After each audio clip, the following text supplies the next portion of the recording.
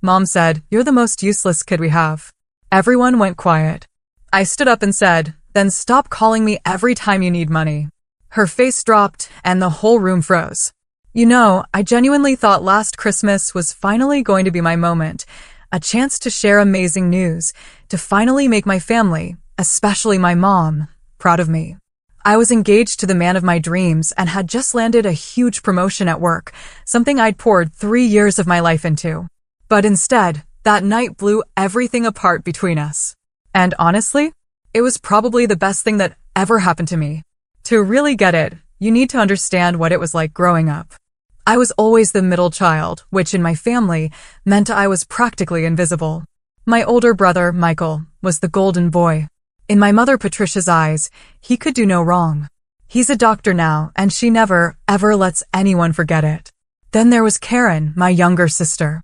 The precious baby, the little princess who got away with absolutely everything and grew up to be a successful lawyer. And me?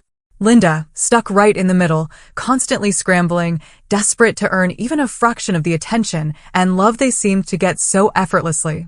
From the time I was old enough to grasp our family dynamics, I knew I had to work twice as hard for half the recognition. Michael could bring home B's and get praised, but I had to maintain straight A's just to earn a simple nod of acknowledgement. When Karen threw tantrums and broke things, it was cute. She was just expressing herself. But if I so much as raised my voice, I was being disrespectful and needed an attitude adjustment. I remember spending countless hours in high school working part-time jobs at the local grocery store and tutoring younger kids. Not because we needed the money, but because I truly thought if I could contribute financially, maybe, just maybe, my parents would finally see my value. I saved every penny to buy my mom flowers on Mother's Day, jewelry for her birthday, and thoughtful Christmas gifts I'd spend weeks picking out. Michael and Karen? They'd grab something last minute from the mall, and somehow, their gifts always got the biggest smiles and the longest hugs. College was supposed to be my fresh start, my chance to prove myself in a field I was passionate about. I chose marketing because I loved the creativity, the strategy, the way you could tell a story that connected with people. But when I told my family my major, my mother's face fell. It was like I'd just announced I was dropping out entirely. "Marketing," she'd said, her voice dripping with disappointment. "That's not a real career, Linda. That's just playing with pretty pictures and slogans.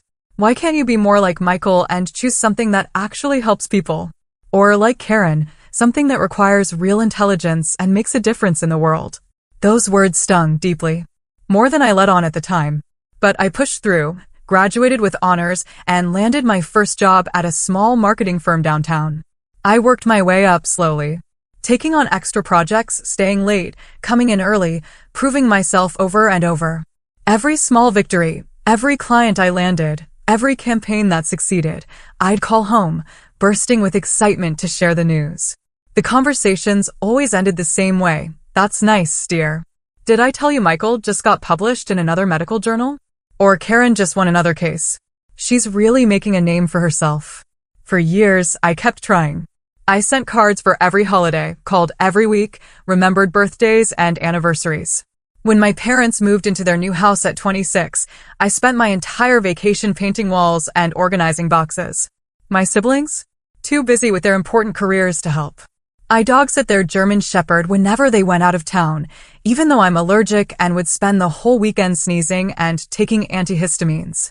Last spring, when my dad Robert had emergency gallbladder surgery, I was the one who took time off work to drive him to appointments and sit with my mom in the waiting room for 6 hours. Michael was in surgery himself that day, and Karen was in court. But somehow, I was the one who got lectured later about how I should have called them both with updates more frequently. The worst part wasn't even the lack of recognition. It was the constant comparison. Every conversation somehow circled back to how much more successful, more attractive, more accomplished my siblings were. Family dinners became endurance tests. Sitting there, listening to endless praise for achievements that honestly weren't any more impressive than my own, but were treated like Nobel Prize wins because they came from the golden children. But this past fall, things in my life finally started clicking into place. David and I had been dating for 2 years, and he proposed during a weekend trip to the mountains in October. The ring was simple, perfect. More importantly, he saw me in a way my family never had. He celebrated my wins at work, encouraged my creative projects, and never once made me feel like I had to compete for his attention or approval. Around the same time, my company promoted me to Senior Marketing Coordinator. It came with a significant salary increase and the chance to lead my own team. It was everything I'd worked toward. For the first time in my adult life, I felt genuinely proud. I couldn't wait to share both pieces of news with my family at Christmas, hoping that maybe, just maybe, this time would be different. Christmas morning started the way it always did at my childhood home on Maple Street. The house was decorated the exact same way it had been for the past 20 years. White lights on the evergreen tree, red and gold ornaments my mother had collected, the same angel topper since I was 5. The smell of cinnamon rolls and coffee filled the air. Christmas music played softly. I arrived around 10 a.m., arms full of carefully wrapped presents, heart full of nervous excitement. David was with his family in Portland, but we'd planned to celebrate when he got back. I'd been carrying my engagement ring in my purse for 2 months, wanting to announce it in person. My dad greeted me at the door with one of his warm bear hugs. Robert had always been the more emotionally available parent, the one who remembered to ask about my job and actually listened. "There's my marketing genius," he said, taking the presents. "How's the new position treating you?" I lit up. "Actually, Dad, I have some really exciting news to share with everyone." "Oh yeah? Can't wait to hear it, sweetheart." My mom appeared in the doorway, wearing the red cashmere sweater I'd bought her for her birthday last year. She looked me up and down with that familiar expression, the one that somehow found fault before I'd even said hello. "Linda, what on earth are you wearing? That green dress makes you look washed out. Didn't I tell you that color doesn't work with your complexion? And your hair looks like you just rolled out of bed. Merry Christmas to you too, Mom." I forced a smile. "I actually spent an hour on my hair this morning." "Well, you should have spent 2, she replied, turning toward the kitchen. "Karen looks absolutely stunning in her new navy suit. You should ask her where she shops." My sister Karen was already in the living room, looking, indeed, gorgeous in a tailored navy outfit that probably cost more than my monthly rent. She worked for a prestigious law firm and had the wardrobe to match. Michael was on the couch in his expensive watch and designer sweater, scrolling through his phone, checking messages from the hospital. "Look who finally decided to show up," Karen said with a smirk. "We've been waiting to start presents." "I'm literally 5 minutes late because I stopped to get gas," I replied, but nobody seemed to be listening. The gift exchange went exactly as I'd expected. Michael gave everyone gift cards he'd clearly picked up last minute, but they were expensive ones from high-end stores. So, Mom gushed about how thoughtful and generous he was. Karen had bought our parents a weekend getaway to some fancy spa resort, which earned her 20 minutes of praise and excited planning conversations. I'd spent weeks picking out personalized gifts for everyone, a vintage medical textbook for Michael related to his specialty, a beautiful leather briefcase for Karen with her initials engraved, and a custom photo album for my parents filled with family pictures from the past decade that I digitized and printed myself. "Oh, how nice," my mother said, flipping through the album quickly. "This must have taken you some time." "I spent about 40 hours on it," I said. "I had to scan all the old photos and restore some damaged ones, then design the layouts." "That's sweet, dear. Michael, show everyone that new watch your colleague gave you." And just like that, the conversation moved on. My dad squeezed my shoulder and whispered, "This is beautiful, Linda." "Thank you." But the moment had already passed. As morning turned into afternoon, more family members arrived. Aunt Susan, Uncle Frank, cousins Janet and Robert Jr., and my grandmother, Eleanor. The house filled with laughter and conversation, and I found myself gravitating toward the kitchen, helping my mother with dinner preparations like I always did. "The turkey needs to come out in 20 minutes, she instructed, not looking up from the potatoes she was mashing. "And someone needs to set the table." "Where's Karen?" "She's in the living room talking to Grandma Eleanor." "Well, she shouldn't have to worry about kitchen work. She works so hard during the week." I bit my tongue. I worked just as hard during the week, but somehow that never seemed to factor into these calculations. As dinner time approached, my nerves built. I'd planned to make my announcement during dessert, when everyone would be relaxed and in a good mood. I kept touching the ring box in my purse, reminding myself that this was good news, happy news, the kind that should bring families together. But as I watched my mother light up every time Michael mentioned his latest case or Karen talked about her recent court victory, I started to wonder if I was setting myself up for disappointment once again. Dinner was served at 3 p.m. sharp, just like every Christmas for as long as I could remember. The dining room table was set with my mother's finest china, the same pattern she'd used for special occasions since I was a child. Grandma Eleanor sat at one end, my father at the other, and the rest of us filled in the sides, according to an unspoken hierarchy that somehow always put me between my youngest cousin and the empty chair where my grandfather used to sit. The conversation flowed easily around topics I'd heard 100 times. Michael's new medical practice expanding, Karen's recent promotion to junior partner, my cousin Janet's wedding planning.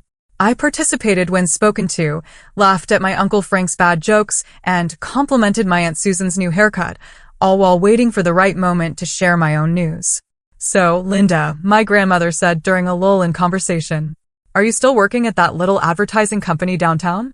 "Marketing company, Grandma." "And yes, I am. Actually, I have some exciting news about that." Before I could continue, my mother jumped in.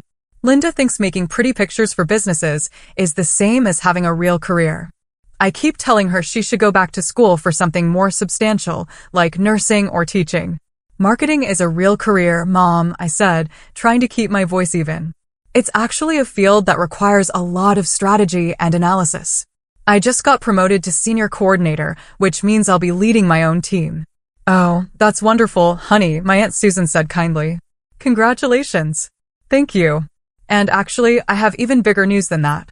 I reached into my purse and pulled out the small velvet box, my heart pounding so hard I was sure everyone could hear it. This was it. The moment I'd been planning for weeks. David proposed. I announced, opening the box to reveal the beautiful solitaire ring. "We're engaged." The reaction wasn't quite what I'd hoped for. There was a moment of silence, then polite congratulations from most of the table. My father's face broke into a genuine smile, and my grandmother reached over to squeeze my hand. But my mother's expression remained unchanged, almost bored. "When did this happen?" Karen asked. "In October. We went to the mountains for a weekend, and he proposed during a hike to this beautiful overlook. It was perfect." "October," my mother said, her voice sharp. "You've been engaged for 2 months, and you're just telling us now?" "I wanted to tell you in person, as a family." "Well, that's just typical of you, Linda.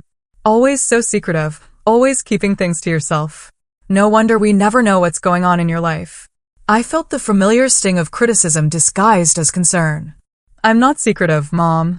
I call every week. I just wanted this to be special." "What does David do again?"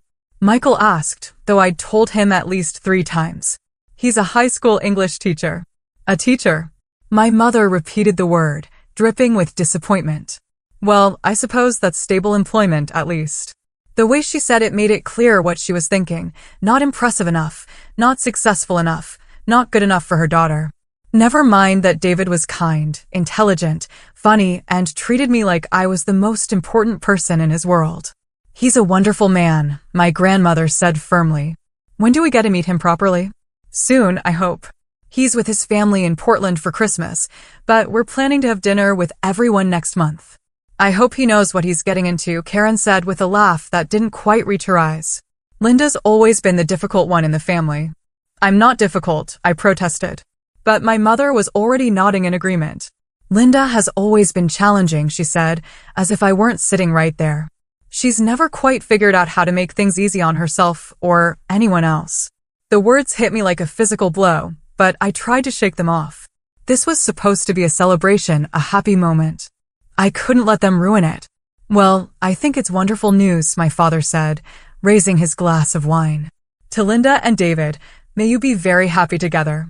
A few people raised their glasses half-heartedly, but the moment felt forced and awkward. The conversation quickly moved on to other topics, and I found myself sitting there with the ring box still in my hands, feeling smaller and more insignificant than ever.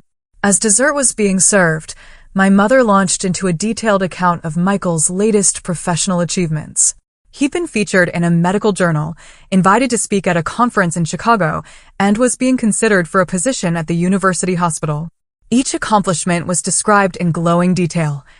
my mother's pride practically radiating across the table. And Karen, she continued without missing a beat, just won the biggest case of her career. The settlement was in the six figures, and the senior partners are talking about fast-tracking her to full partner. That's amazing, I said, genuinely meaning it. Congratulations, Karen. Thanks, she said, but her attention was already back on her phone. I sat there listening to the praise being heaped on my siblings, waiting for someone to circle back to my engagement or promotion, but it never happened. It was as if I'd never spoken. As if my news didn't matter enough to warrant more than a few seconds of attention. That's when my mother looked directly at me and said the words that would change everything between us forever. You know, Linda, I've been thinking about this engagement of yours, and I have to be honest. I'm worried about David. I mean, what kind of man proposes to you? The table went quiet. Even my cousins looked up from their phones. What do you mean? I asked, though I was afraid I already knew. Well, let's be realistic here. You're 32. You work in a job that barely pays the bills. You live in that tiny apartment, and you've never really accomplished anything significant. You're the most useless child we have. I just hope David realizes what he's signing up for before it's too late. The silence that followed was deafening. I could feel every pair of eyes staring at me, waiting to see how I would react. My Aunt Susan looked horrified. My father was shaking his head in disbelief. Even Michael and Karen seemed shocked by the cruelty of the comment. But for the first time in my life, instead of shrinking back and taking it, instead of making excuses or trying to laugh it off, I felt something different rising up inside me. It was anger, yes, but more than that, it was clarity. It was 32 years of suppressed frustration and hurt, finally finding its voice. I stood up slowly, my hands trembling with emotion, and looked my mother directly in the eyes. Then stop calling me when you need money, I said, my voice steady and clear. Her face fell. The silence that followed my words was so complete that I could hear the grandfather clock ticking in the hallway and the distant sound of Christmas music still playing in the living room. My mother's face went from confident superiority to something I'd never seen before, genuine shock mixed with what looked like panic. What are you talking about? She asked, but her voice had lost all its earlier authority. I'm talking about the $1,500 I've been sending you every month for the past 2 years to cover your car payments, because Dad's business was struggling, I said. I'm talking about the $3,000 I gave you last spring when he needed surgery and your insurance wouldn't cover all the costs. I'm talking about the $2,000 I sent to help pay for Karen's bar exam fees, because she'd already spent her trust fund on that trip to Europe. I reached into my purse and pulled out my phone, opening my banking app with fingers that were surprisingly steady despite the adrenaline coursing through my veins. Want to see the receipts? I continued, holding up the screen. Because I have them all right here. Every transfer, every check, every emergency loan that somehow never got paid back. My Aunt Susan was staring at me with her mouth slightly open. My Uncle Frank had put down his fork and was listening intently. My grandmother was nodding slowly, as if pieces of a puzzle were finally clicking into place. Linda, my father started, but I wasn't finished. Remember last Christmas when Michael's student loans went into default because his new practice wasn't bringing in enough money yet? Who do you think paid those off? It wasn't Mom and Dad, because they were still recovering from Dad's medical bills. It was me. For $1,000 that I'd been saving for a down payment on a house. Michael's face had gone pale. Linda, I didn't know. Of course, you didn't know. Because Mom made me promise not to tell anyone. She said it would embarrass you, and that I should just consider it my contribution to the family. My contribution? As if I haven't been contributing my entire adult life.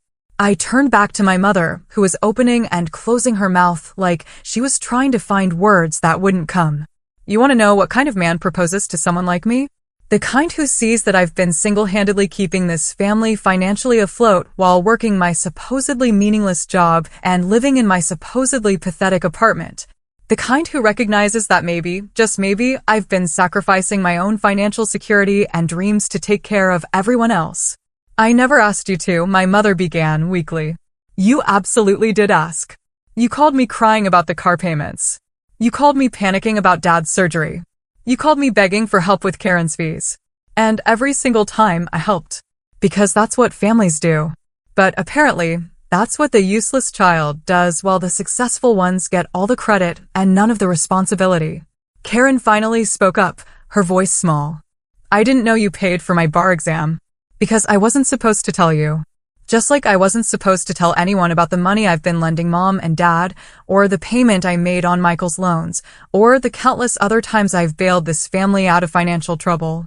I opened my banking app again and started reading actual numbers and dates. September 15th, 2022, $1,500 to Patricia Walsh for car payment. October 3rd, $1,500 to Patricia Walsh for car payment. November 7th, $2,000 to Robert Walsh for medical expenses. December 19th, $1,500 to Patricia Walsh for car payment. My father was staring at my mother with an expression I'd never seen before. Patricia, is this true? It's not what it sounds like, she said quickly. Linda was just helping out temporarily while we got back on our feet. Temporarily? I laughed, but there was no humor in it. It's been 2 years, Mom. 2 years of monthly payments. 2 years of me prioritizing your financial stability over my own.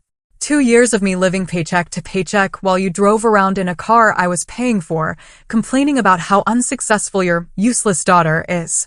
My grandmother reached across the table and grabbed my hand. Honey, why didn't you tell any of us about this? Because I thought if I could just help enough, if I could just prove my value to this family in some way, maybe I'd finally earn the love and respect that Michael and Karen seemed to get for free. I thought if I could be useful, even if it was just financially, maybe Mom would stop looking at me like I was a disappointment. The tears I'd been holding back for years were finally coming. But they weren't tears of sadness anymore. They were tears of release, of finally speaking a truth I'd been carrying alone for so long. You want to know what David sees in me? I continued, my voice growing stronger. He sees someone who's been working 2 jobs to support her family while they belittle her career. He sees someone who's been giving up her own dreams and financial goals to make sure everyone else in her family is okay. He sees someone who's been the real backbone of this family while being treated like she's worthless. Michael was shaking his head. Linda, I had no idea. If I'd known you were the one who paid off my loans, you'd what? You'd have treated me with basic respect? You'd have defended me when Mom made her snide comments? Because that's all I ever wanted. Not gratitude, not praise, just basic human decency. I turned to Karen, who was staring down at her plate. And you? Do you have any idea how many times I've covered for you? Not just financially, but in every other way? When you were too hungover to help Mom move, who do you think spent her weekend packing boxes? When you were too busy to visit Dad in the hospital, who do you think sat with him for hours? Linda, my father said quietly. I'm so sorry. I had no idea your mother was asking you for money because she made me promise not to tell you. She said it would hurt your pride and that you are the most financially stable one. It was my responsibility to help. Funny how I went from being the most useless to the most financially stable, depending on what she needed from me. My mother finally found her voice again. You're being dramatic, Linda. Families help each other. That's what we do. No, Mom. What families do is support each other emotionally and treat each other with respect. What you do is take my money while telling everyone how worthless I am. What you do is use me as a financial safety net while treating me like an embarrassment. I stood up and pushed my chair back from the table. Well, congratulations.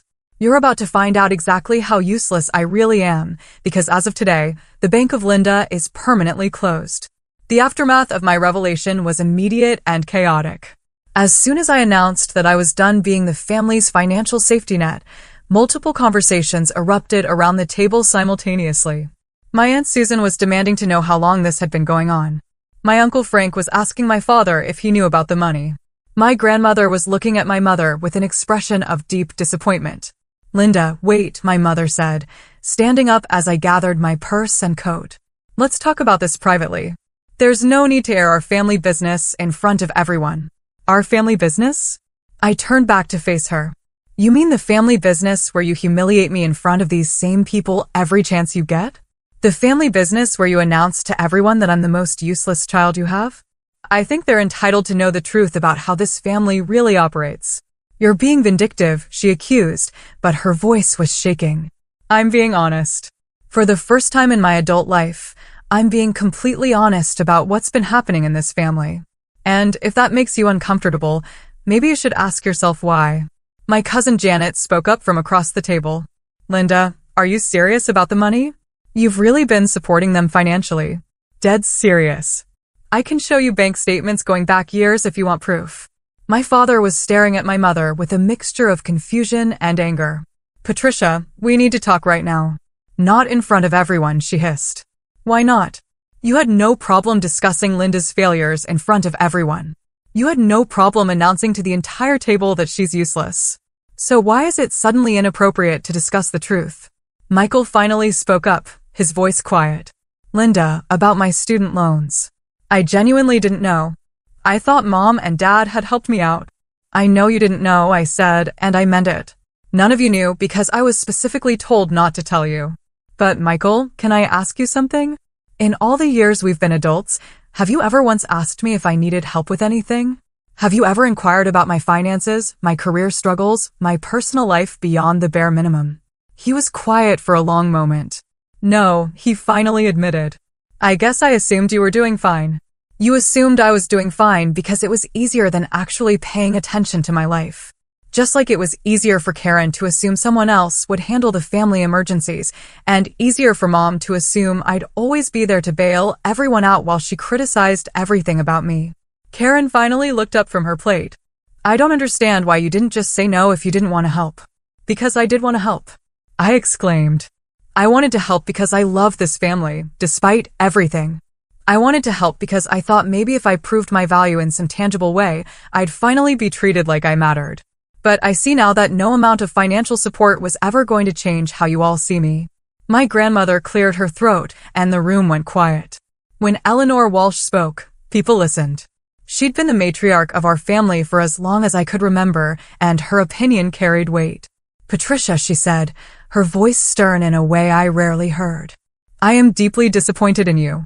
This young woman has been sacrificing her own financial security to help this family, and you've been treating her like she's worthless. That's not just ungrateful, it's cruel. Mother, you don't understand the whole situation, my mom started. I understand enough. I understand that Linda has been working 2 jobs to support herself and apparently half this family, while you've been telling everyone who'd listen that she's not good enough. I understand that she just announced her engagement, which should be one of the happiest moments of her life, and instead of celebrating with her, you used it as an opportunity to tear her down. The room was silent, except for the sound of my mother's rapid breathing. I'd never seen her called out so directly by her own mother before. And another thing, my grandmother continued, I've watched this girl grow up, and she's never been anything but kind, generous, and hardworking. If she's the most useless child you have, Patricia, then you have no idea how to measure a person's worth. My Aunt Susan nodded emphatically. I have to agree with Mom. Linda, I had no idea you were dealing with all of this. I always wondered why you seemed so stressed during family gatherings. I wasn't stressed, I said quietly. I was exhausted. Emotionally, financially, physically exhausted from trying to be enough for a family that had already decided I never would be. My mother made one last attempt to regain control of the narrative. Linda, you're making this sound much worse than it is. We're family. We help each other. No, Mom. What families do is support each other emotionally and treat each other with respect. What you do is take my money while telling everyone how worthless I am. What you do is use me as a financial safety net while treating me like an embarrassment. I walked toward the door, but turned back one more time. My wedding is going to be beautiful. David and I are going to build a wonderful life together. And we're going to do it without the constant criticism and emotional manipulation that I've been accepting as normal for the past 32 years. Anyone who wants to be part of that life with respect and kindness is welcome. Anyone who doesn't can keep my phone number for emergencies, but don't expect me to answer. And with that, I walked out of my childhood home, leaving behind a table full of shocked faces and a mother who was finally experiencing what it felt like to be the one left speechless. The week following Christmas was unlike anything I'd ever experienced. My phone started ringing before I even made it home that evening, and it didn't stop for days. But for the first time in my adult life, I wasn't answering every call immediately. I wasn't dropping everything to manage other people's emotions or solve their problems. David had flown back from Portland 2 days early when I called him crying from my car in my parents' driveway. He found me sitting on my couch at 11 p.m. that night, still in my Christmas dress, staring at my phone as it buzzed with incoming calls and text messages. I can't believe I actually did that, I kept saying. I can't believe I finally said all of that out loud. I can, he said, pulling me close. I've been waiting for you to stand up to them for 2 years. I just didn't want to push, because I knew you had to get there on your own. But what if I was wrong? What if I was too harsh? Linda, he said gently, you've been paying your mother's car payment for 2 years while she told people you were useless. There's no universe in which you were too harsh. The messages started pouring in that night and continued for days. My father called first, his voice heavy with what sounded like genuine regret. Linda, honey, I had no idea your mother was asking you for money. I'm so sorry. If I'd known, Dad, it's not just about the money. It's about the way she's treated me my entire life. The money was just the final straw. I know, sweetheart. I've been thinking a lot about that since you left. And you're right. I should have stood up for you more over the years. I should have said something when she made those comments. It was the first real apology I'd ever received from anyone in my family, and it meant more than I could express. Michael called the next day. Linda, I feel terrible about the loan situation. I want to pay you back. It's not about paying me back, Michael. It's about the fact that for all these years, you've been perfectly happy to assume that someone else would handle family problems while you focused on your career. You never once asked if I needed help or support. You're right, he said quietly.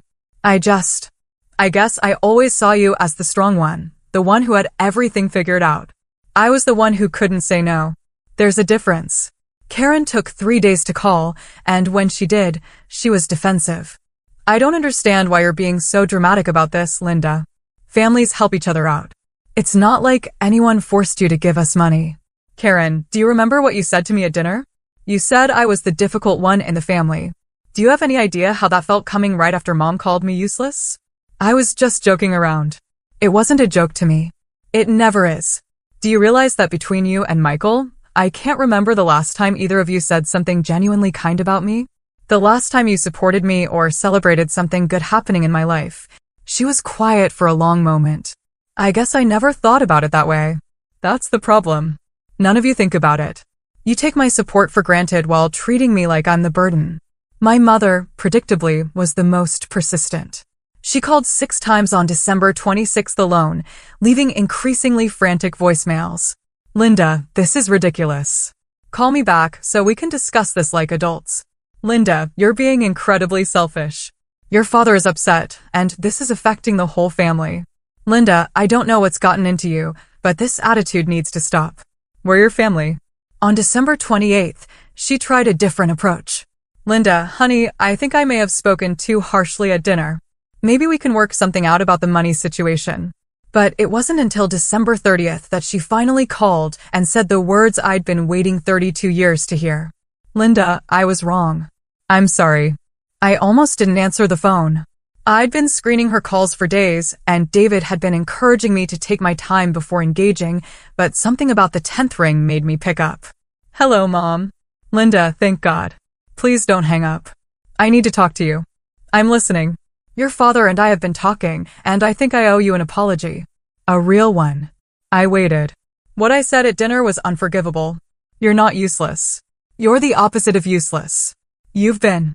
God, Linda, you've been holding this family together, and I've been treating you terribly. It was the closest thing to a genuine apology I'd ever received from her. But I wasn't ready to let my guard down completely. Mom, it's not just what you said at dinner. It's been a pattern my entire life. The constant criticism, the comparisons to Michael and Karen, the way you dismiss my career and my accomplishments. I know, she said, and her voice was shaking. I know, and I don't have a good excuse for it. I think maybe I saw myself in you, and I was harder on you because of it. What do you mean? I was the middle child, too. I know what it's like to feel invisible, and instead of protecting you from that feeling, I think I made it worse. I think I pushed you harder because I wanted you to be stronger than I was. It wasn't a complete explanation, and it certainly wasn't an excuse, but it was the first time my mother had ever shown me any real vulnerability or self-awareness. The money stops, Mom. All of it. No more car payments, no more emergency loans, no more bailing anyone out.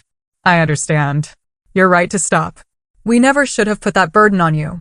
And the criticism stops, too.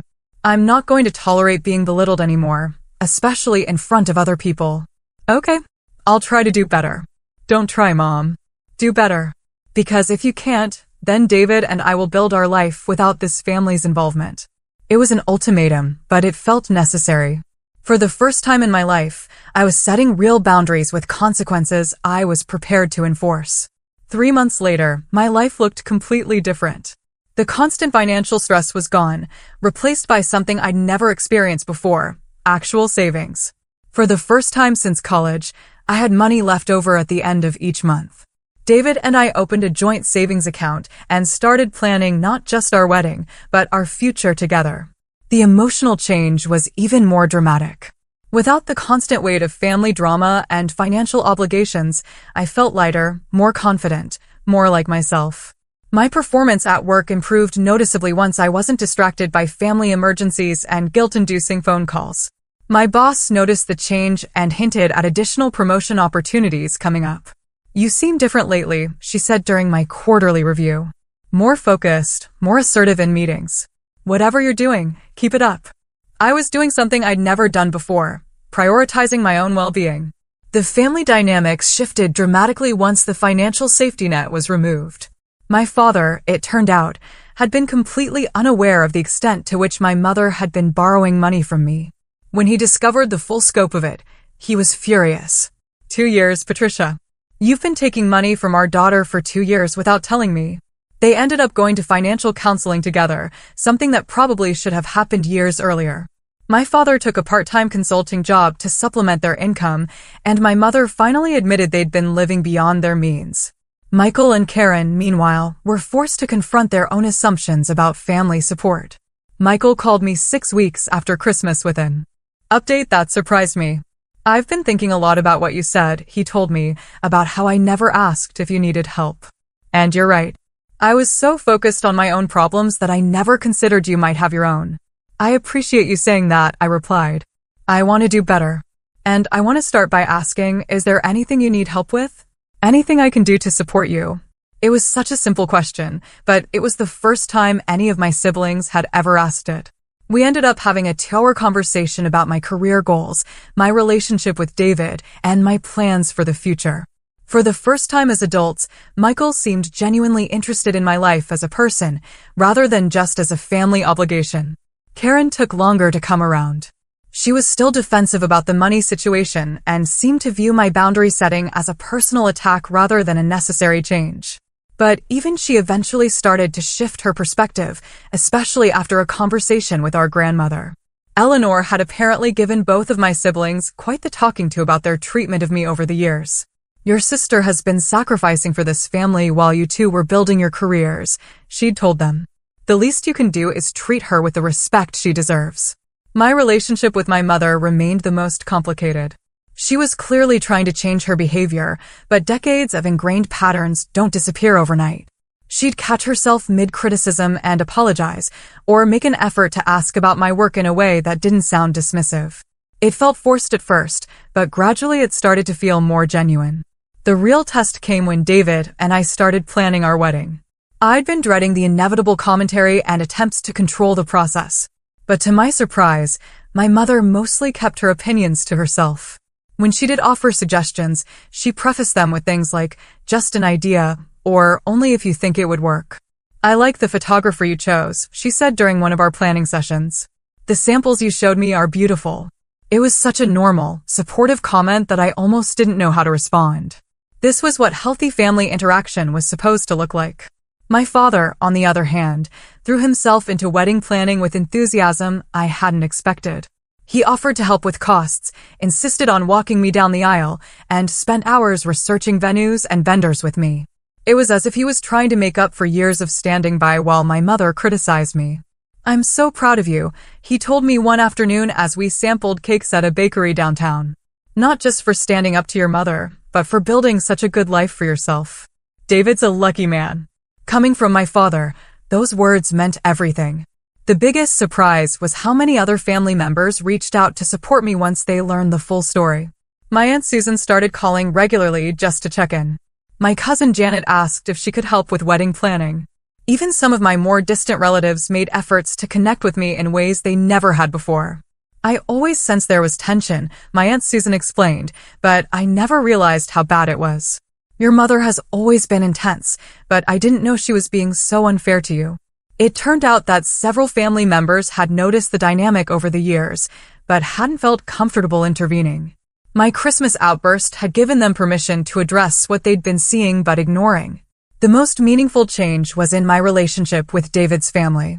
Without the constant drain of my own family's drama, I was able to invest more emotional energy in building relationships with his parents and siblings. They welcomed me with an openness and warmth that I'd never experienced. And for the first time, I understood what healthy family dynamics actually looked like. Your family is so normal, I told David after a Sunday dinner with his parents where no one criticized anyone, and everyone seemed genuinely happy to be together. Yours can be too, he said. It just takes time and boundaries. He was right. Slowly, carefully, with clear expectations and consequences, some of my family relationships were beginning to heal. Not all of them, and not completely, but enough to give me hope that the future could be different from the past. 6 months after that Christmas dinner, David and I were married in a small ceremony at a historic in about an hour outside the city. The guest list was carefully curated, including only people who had shown genuine support for our relationship and respect for both of us as individuals. My father walked me down the aisle with tears in his eyes.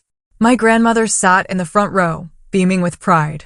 My mother was there too, dressed beautifully and behaving perfectly, but I could see the effort it was taking her to hold back her usual commentary. Michael and Karen both attended and even seemed genuinely happy for us.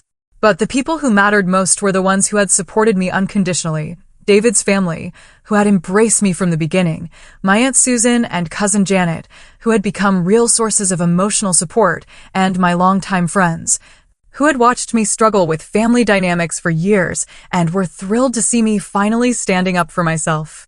You look radiant, my grandmother whispered as she hugged me after the ceremony. Not just beautiful, but truly happy. That's what I've been waiting to see. During the reception, my father gave a speech that brought me to tears. Linda has always been the heart of our family, he said, even when we didn't appreciate her properly. She's kind, generous, hardworking, and loyal to a fault. David, you're not just marrying a wonderful woman. You're marrying someone who will move heaven and earth for the people she loves. I just hope you never take that for granted the way some of us have. It was his public acknowledgement of the years of imbalance, and it meant everything to me. Even my mother managed to say something appropriate during her brief remarks. Linda, I'm sorry it took me so long to see what an amazing daughter I have. I hope you and David build a beautiful life together. It wasn't a complete repair of our relationship, but it was progress. The most important moment of the day, though, came during our first dance. As David and I swayed to music in front of all the people who truly cared about us, I realized that I felt something I'd never felt before at a family gathering, completely, genuinely happy. No regrets? David whispered in my ear.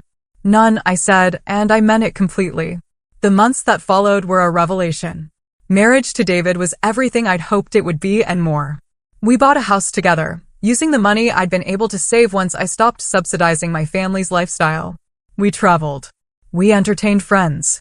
We built traditions that were ours alone. My career flourished in ways I'd never imagined possible. Without the constant emotional drain of family drama, I had energy to invest in my work that I'd never had before. I led successful campaigns, built strong relationships with clients, and earned the promotion my boss had hinted at. The girl who had been called useless was now running her own department.